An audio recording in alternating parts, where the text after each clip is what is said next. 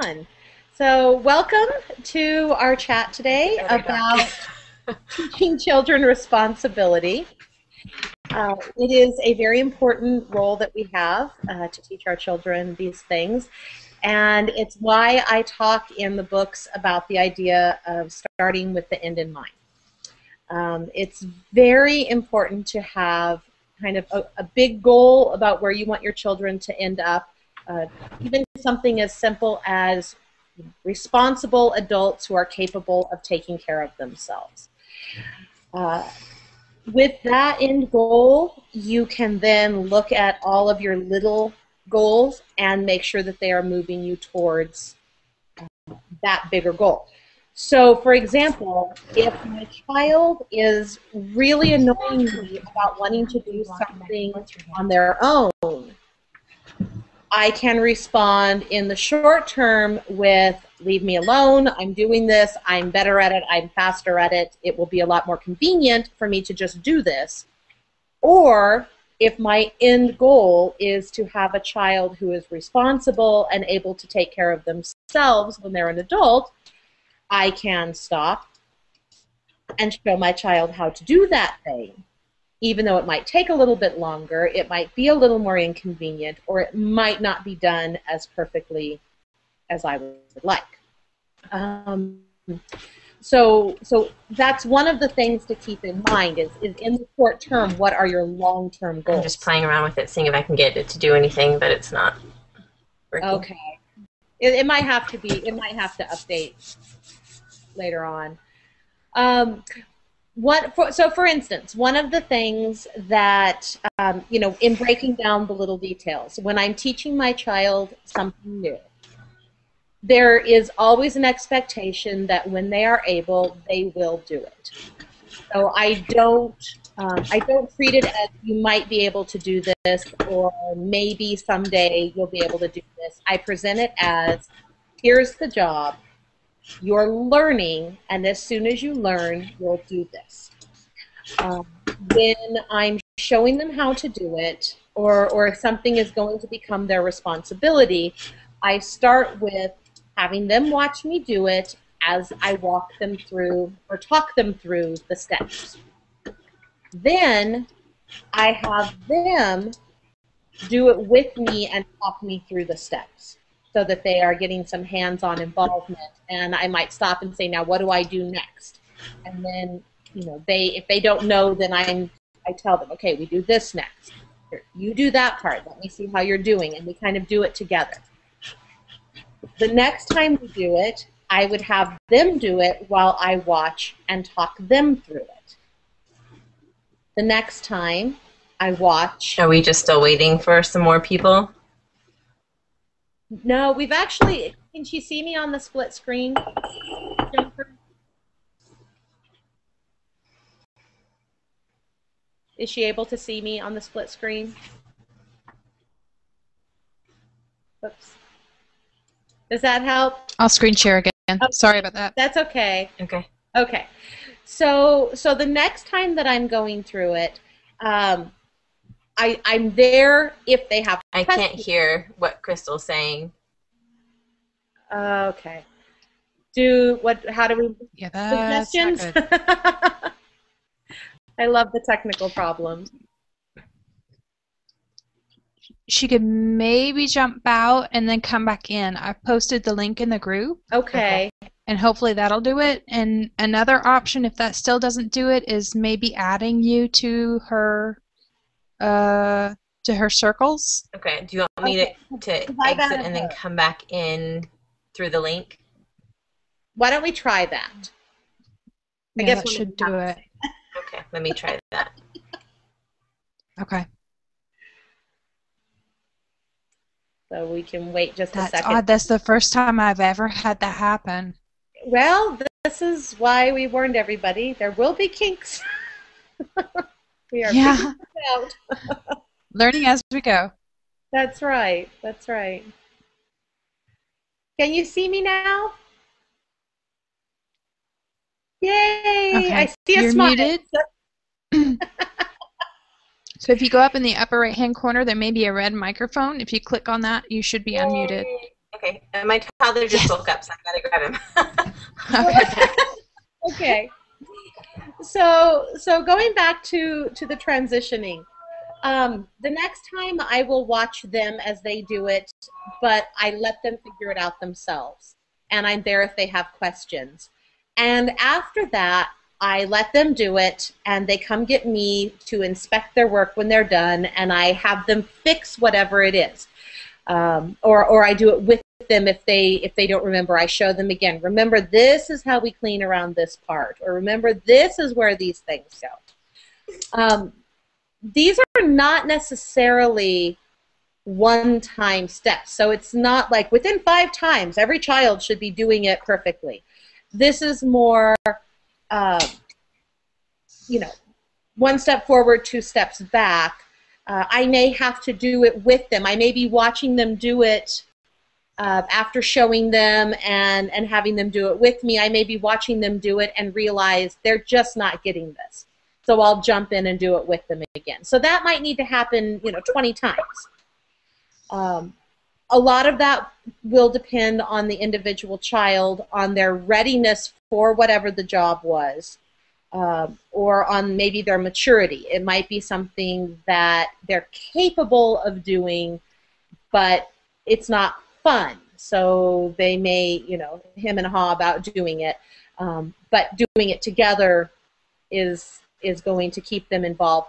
And again, it really takes a long-term perspective, because in the short term, these individual encounters might be annoying.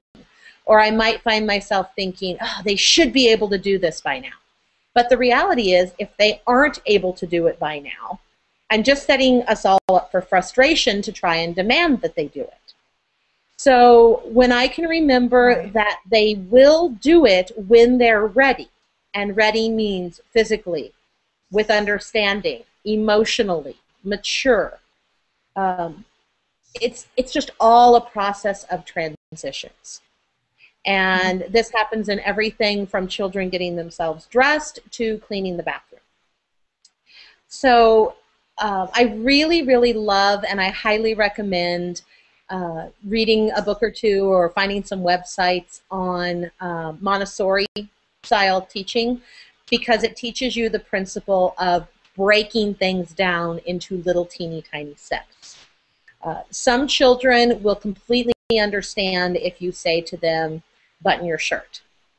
Other children actually need to be told, this is a button, this is a buttonhole, this button goes inside of this buttonhole, see, like this, and you walk them through the steps. With one of my children, I told him one day, go and make your bed, and he just melted down, and this had been a source of frustration, and I said, what is wrong? And he said, I don't know how. And I thought, you make your bed. What do you mean you don't know how? So we went in, and I said, okay, this is the bottom sheet. Take that corner. See how it's got these ruffles down here? This is so it can wrap around the corner of the sheet. And I realized I taught my older children this. I had never shown him this. I had taught it so many times, I figured, of course he knows. So we went through, and I said, now do this and lay it this way. And when we were done, he said, that was so easy. But he had to have me show him by breaking it down into tiny steps. And he tends to learn things that way every time. I have to remember that about him. So, the goal is always that each thing your child is facing, or each thing that they need to learn, you will transition from teaching to correcting to turning it over to them. So the windows in kind of a microscopic little picture, you're doing something for them all the time when they're younger. Then you go through a season of teaching them. Then you go through a season of correcting them, and then it's their job. An older child, maybe you spot check their work, or if they start to be doing it a little faster, maybe you go in and check to make sure they're not skipping the steps and taking an easier time of it. So teaching that it really is teaching that responsibility. And it can be frustrating because sometimes they want to learn things when you're a little busy or it's inconvenient to teach them. In those cases, I either decide if it really is more inconvenient to teach them right now, at which point I tell them, we will do this tomorrow. I set a date with them. I give them a tangible answer, not just I can't do this right now. And a lot of times I decide, you know what, it might feel more inconvenient, but I'm doing it. This is an opportunity. This is a teachable moment. I'm going to go ahead and take the time to do this. So any questions about that, or any questions that prompts about maybe specific things? Or I have one. Yes. What do you do if you have a very insistent child? Like you're in the middle of cooking and they want to learn along with you, and you're like, okay, my dinner time is usually very harried. We can do everything else a little slower, but dinner time is like, we got to get it on the table like right now. Because we've got one child usually melting down and the other one's, I have to help you. You have to let me mix the eggs, you know? And you're like, not now. I have to help you. I have found that it takes longer to try and put that child off than it does just to give them a job. Okay. Young children are very capable of peeling things. There are safety knives that they sell that will let them cut, you know, zucchini or other simple things. They can tear lettuce for salads. They can wash things. If you're having potatoes, put them in charge of the washing. Having them set the table. You know, finding age-appropriate things. I do have one child that I had to be very specific about my limits and my boundaries on their helping, because them wanting to help me quickly evolved into them trying to take over and shove me out of the way. And I had to be very insistent, you are still learning. I am in charge of the meal. You are my helper. You are my apprentice. You are not the one telling me what to do. And now they are able to go in the kitchen and do a lot of things on their own. It's just their drive was not quite matching their ability at that point. Right. And their maturity was wanting to, you know, or I should say the immaturity was wanting to take over. So there were times I would have to send that child out of the room and say, okay, you cannot help me today because you are throwing a fit about something I'm not going to let you do. You know, I'm not going to hand you the steak knife. I'm not going to let you be in charge of standing over the oven on a step ladder, you know, with grease involved, or whatever the limit was. And there were times that they weren't happy about that, but they got over it, and we got through it, and we had dinner, and it was fine. A lot of times, if children are helping in the kitchen, it's very easy, especially for the melting down child, to slide them maybe a bite of carrot or two, something to kind of tide them over so that they have a little bit more patience. You know, things that are a family event are often great teachable moments. You know, teaching dinner or making dinner every night, if you include everyone in it. That's also really helpful. A lot of times picky eaters, if they are involved in some element of growing, preparing, or cooking the meal, they will be less likely to resist eating it. So that's one way to help address that problem. Okay. There's something else, but I can't think of it. So. Okay, I'm writing this down. That way I can't forget. That's right. I do think it's really important to keep in mind that teaching our children how to do all of the things that we know how to do is really one of our primary responsibilities. I know lots of adults who grew up in homes where their parents did everything for them because they were able to do it better. It was more convenient. They didn't have time in their day. And the children get to adulthood and literally do not have the skills to do the things. And when they're... That was my husband, actually. Yes. Yes. I had to say, can you wash these clothes? And he would say, okay. How do I do that? And I was like, are you kidding me? You don't know how to put clothes in a washer. And he's like, well, I know how to put them in, but then what? And I'm like, what do I you do with use them? this. Yeah, I was like, you take 1 scoop of the soap and you put it in and you close the lid. Yeah, but there's like 10 options on the thing. And I'm like, okay, what kind of clothes are we talking? Right. Walked him over, was like, you turn it to this setting and then you press start. And he's like, and then what? I was like, you wait for it to go ding. Right. And So we're walking the kids through this now. Exactly. One of the things, especially because I have 4 sons, one of my goals is to have 4 daughter-in-laws or roommates or whatever who thank me when my children are older. No, I want daughter-in-laws who say, thank you, Mom, for teaching my husband these things. Because a lot of times, especially for boys, especially in different, theological positions where there's no expectation that the men will ever have to do these things. Well, you know what? Even if you have a particular rigid, denominational or theological position on men's and women's roles, if your son ends up having an apartment or having a roommate, and there's no wife to do the things for them, what are you thinking they're going to do? Is Mom really going to go over to that apartment every day? What if it's too far away? I mean, there's a point where people need to be self-sufficient. Exactly. Washing clothes is not a woman's job. It's the job of people who don't want to only have dirty clothes. And whatever you divide up in your marriage is one thing, but having the ability to do something kind of becomes a preservation. What if that woman who does the dishes or does the laundry all the time gets really sick? Or, how many times do you hear about a woman has a really hard birth and she's having to rest afterwards, or she gets really sick or has surgery and the house falls apart because nobody else knows how to do anything? And it really isn't about your gender. It's about you are a human who should know how to do things to run a house. And so, I think it's very handicapping to send a child out into the world unable to do simple things.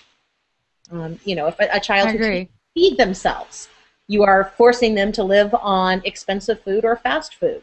A child who can't, who doesn't know how to pick up around the house. It's one thing to have a tolerance for messy and be a little more casual than the next person might be. But it's another thing to live in a mess because you just don't know how to clean up. You don't know how to break the skills down, and the steps down into different skill sets. And that's what I don't. Just like I don't want to send my children off to college not knowing math. I don't want to send them out into the world not knowing how to be a basic, competent, taking care of themselves person. I think that's really important. One homeschooling mom I heard at a homeschool convention several years ago said something fantastic that stuck with me. It was, if you have 10-year-olds and you are still doing everything for them, you missed a promotion. And yep. I wish I could remember who it was to give them credit, but I thought that was just brilliant. There is a point where a 10-year-old should be able to do most things for themselves. And that doesn't mean that they always will. It doesn't mean that you never do anything. But there should be some level of basic household competence on their part. And some things that they are able to take over. So if you are, I think that there's a point on the scale of permissive and punitive.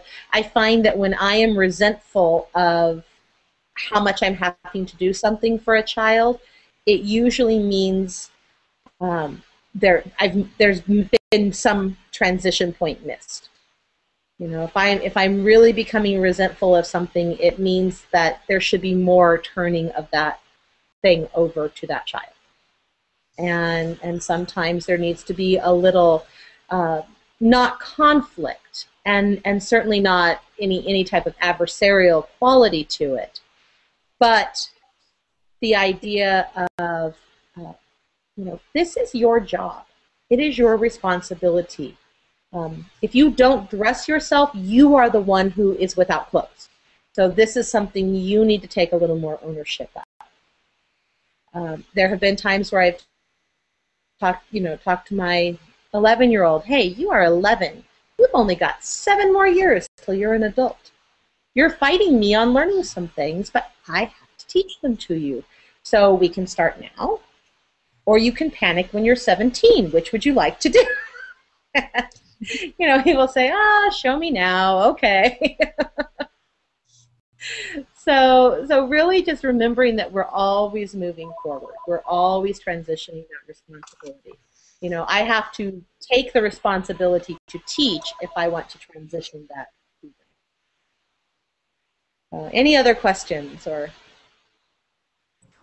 specific areas? Here's one for you.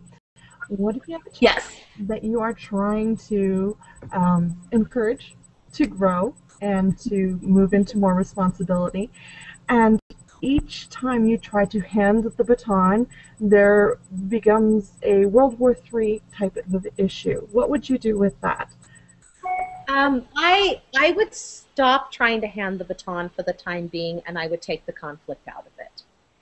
I would keep at whatever level of involvement we have, and maybe break down the handing of the baton into smaller chunks. Kind of like the example of breaking down the steps of how to do a button. Let's say you're trying to teach them how to clean the bathroom, just as an example.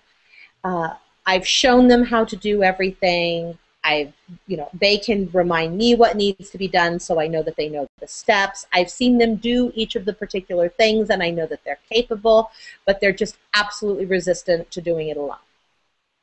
I would be in working with them each time, doing less and less without necessarily saying it. It might take me a little bit longer to clean the tub every time so that they're doing more, because it's, especially if you aren't sure where the resistance is coming in, it may be that they don't want to be in there alone. It may be that they're afraid of doing it imperfect, especially if you've got a perfectionist child. It may be that they are overwhelmed or get distracted, and especially if their distraction has led to conflict in the past where you've been frustrated about their distraction. There may just be some general anxiety about doing the thing.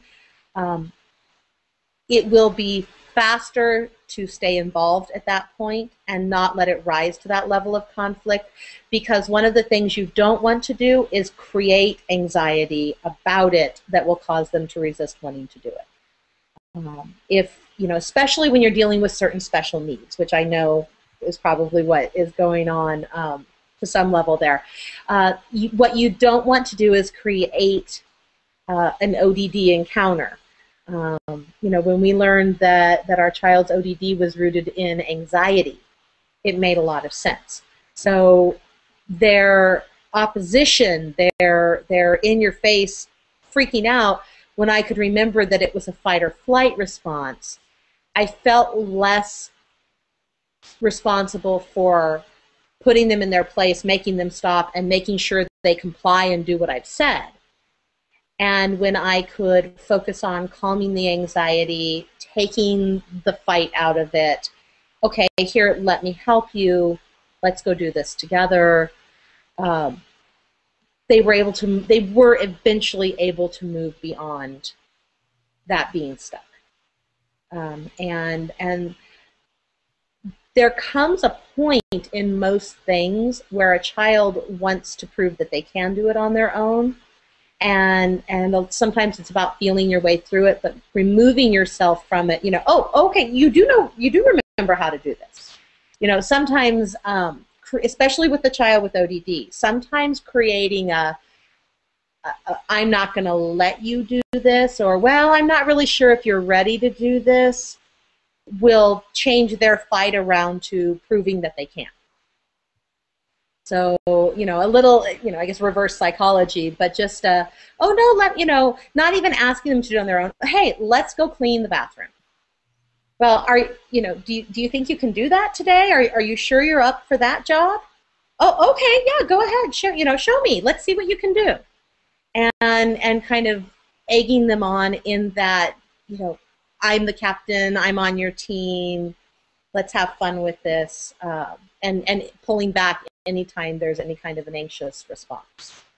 So again, that goes with these. Sometimes it may take a lot longer than that one time, but they will. At the very least, they always mature out of whatever stage they're in and into the next one, and they will eventually be able to do it. They still might fight you on whether to do it or not, but they will have the skill. It may never be their chore, but you'll know that you've prepared them for when it's their own tub. So I had a quick question to follow up on that. Yes. So if you have a child who, like, he's 3 going on 4, and he a lot of times wants to do things on his own that aren't appropriate for him to do on his own, any suggestions for that? For, I can do it myself. No, you can't. It's not safe for you to do it yourself. Can you give me an example? Because there are a lot of things. Go ahead. Yeah, I mean, he just because he sees his older siblings doing it, he'll get a sharp knife and want to cut up an apple for himself, or, he wants to push a chair over to the stove to help stir something on the stove, and there's things that aren't safe for him to do. Right. I think in those situations, a lot of times what I would do is do it with him. For one thing, some 3-year-olds will surprise you. Some 3-year-olds are very capable of cutting up an apple.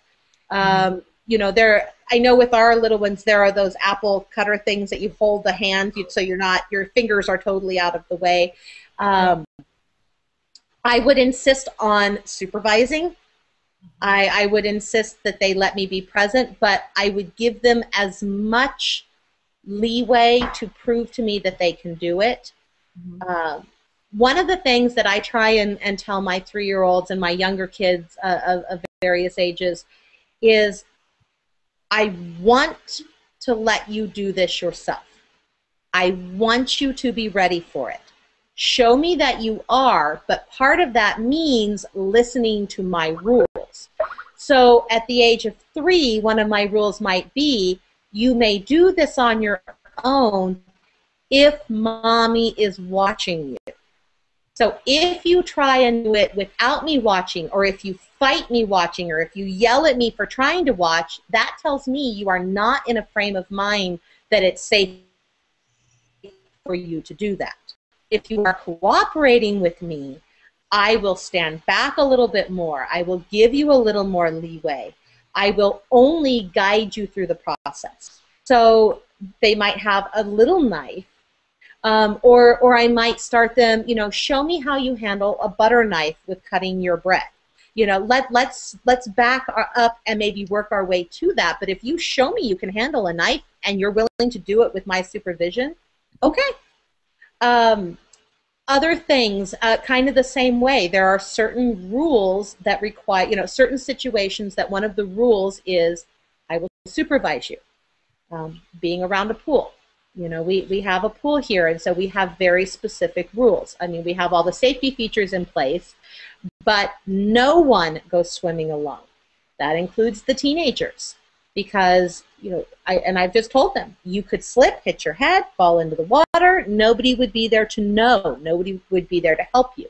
So we have those kind of supervision issues built into certain things that actually are dangerous, and more so for younger kids. So the little kids always know they have to have someone big with them. Sometimes issues like climbing or different things, I just sit back. My rule is if you can get yourself up, you're probably going to be able to get yourself down. So if we're at the playground and they're wanting to do something the older kids are doing, go for it. You'll either be able to or not. And if you get yourself up there and get stuck, I'll come help you get down, but I'm not lifting you up there if you're not mature enough and ready enough to climb it.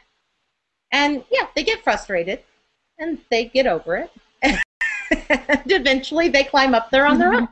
So Does that make sense? I know tenacious 3-year-old, honestly, 3.5, as frustrating as I find that age, is a great opportunity for turning as many things over to that child as possible.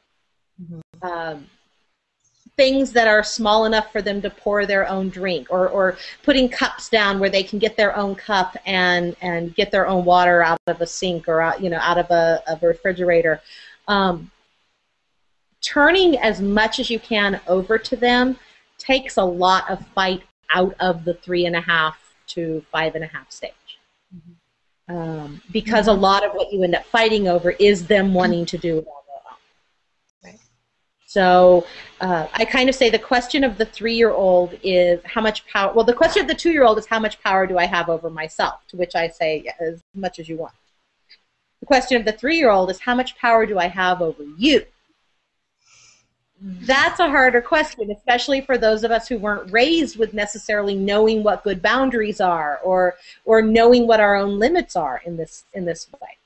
So, if I know my limit is, my boundary is you're going to be safe, I can say, as long as I'm supervising you, go for it. If there's time limits involved, I will a lot of times, like things like buckling themselves up or putting on their own shoes. What I tell my 3-year-olds, especially as our family got bigger and bigger, is you have until I get the baby done, or you have until I get these things I'm doing done to try it on your own. If you haven't finished it by then I will help you. So if you want to sit there and try and tie your own shoes for, the 10 minutes it takes me to get dressed, by all means, that's when you do it. You don't fight me about putting your shoes on until I'm ready to walk out the door, and then I'm putting your shoes on, and you're going, no, I want to do it myself. No. I will remind you to sit down and put your shoes on while I'm getting dressed. If you fight that, then you've made a choice. So, yes. Yeah. 4 minutes. 4 minutes. Okay. So anything else before we wrap up? Does that answer your question about that? Does. If you had like another hour, I would love for you to like elaborate on that. How much power do I have over you? Because that's like he has all the power right now, because he just can make our lives really great or really not great. There is an element, and I know this will sound kind of negative to say, but again, I'm saying this with the knowledge that 3.5 is just not my favorite age. There had to be, on my part, a resignation to just being okay with them being upset. Mm-hmm. Especially for a child who maybe has a more, I don't want to say a negative personality, but maybe more of an Eeyore personality, maybe more of a glass half empty, maybe more of an unrealistic expectations of what I'm capable of. Different personalities are, and what I tell them is, it's hard to be 3.5. You'll get bigger and it will get easier. And a couple of my children were just born to start being easier at a certain age. My oldest, I used to tell him, life will be so much easier when you are 8 and you can do the things that you want to do now. And then when he was 8, he could, and he became a much easier child because it was possible for him to do the things he wanted to do. Prior to that, he was just frustrated a lot because he wanted to do things he wasn't ready to do. And he wanted to do them like an adult. He was the child that we had, this is my child who has autism, and he wanted to do the stairs by himself, but he wanted to do them like an adult. So we had to say no stairs at all, because you will fall down. You would not do them backwards. So it's okay to just resign yourself to a child being frustrated at a certain age because they're not ready to do things that they want to do. And dealing with your own anxiety over that becomes the challenge of what you need to deal with, because there are certain things that just in my home are a no. We are not doing that. It doesn't matter how big of a fight you put up. It doesn't matter how much you fuss about it. It doesn't matter how much I can see you really, really want this. And that becomes an issue of reflecting feelings, which might be a great topic for next time. So we will set that as the Yes, topic. it would. Reflecting feelings. How to do it, what the value is, and how to know if you're doing it correctly. So, okay. So thank you guys for joining me today. And if you have any other questions, you can either post them on the Google Plus Hangout page or send a message to me, and I will try and elaborate a little more. Thank you. Right. Thank Thank you. you. Bye-bye.